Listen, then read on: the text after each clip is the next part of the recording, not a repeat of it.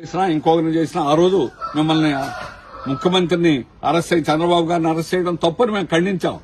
ఎవరినైనా కూడా ఉద్యమాలు చేసేదానికి ప్రజాస్వామ్య దేశంలో హక్కు ఉంది, అడిగే హక్కు ఉంది. అడిగే ధైర్యం ఉన్నటువంటి వాళ్ళు కమ్యూనిస్టులు, అడిగే ధైర్యం ఉన్నది సిపిఎం. అందుకే అప్పలరాజు ఇక్కడ ఏ అధికారినైనా ఏ ప్రభుత్వ మినిస్టర్నైనా నిలదీసి అడుగుతున్నాడు. అందుకనే అప్పలరాజుని ఈ రోజు టార్గెట్ చేసి అప్పలరాజుని అరెస్ట్ చేయడం జరిగింది.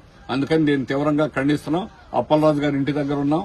అలాగే లక్ష్మమ్మ వాళ్ళ తల్లి గారు, అట్లాగే లక్ష్మి భార్య ఇద్దరు కూడా వారు ఎంతో ధైర్యంగా ఉన్నారు.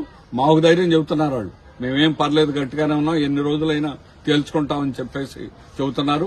అందుకని ఆ కుటుంబాన్ని కూడా హృదయపూర్వకంగా అభినందిస్తున్నాం. అందుకని ఎవరైనా ప్రజా ఉద్యమాల్లో ప్రజల కోసం సేవ చేసిన వాళ్ళు ఎప్పుడు కూడా తప్పుడు మార్గం అనేది కాదు. మహాత్మా గాంధీ దగ్గర నుంచి ఇప్పటి వరకు నిజాయితీగా చేసేవాళ్ళు. మేమే పదవులు ఆశించి చేయడం.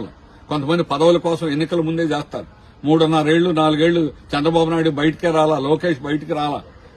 ప్రజల్లో వ్యతిరేకత వచ్చిన తర్వాత ఆఖరి సంవత్సరం ఎన్నికల ముందు వచ్చి వాళ్ళని వాగ్దానాలు చేశారు. స్టీల్ ప్లాంట్ కాపాడతారు.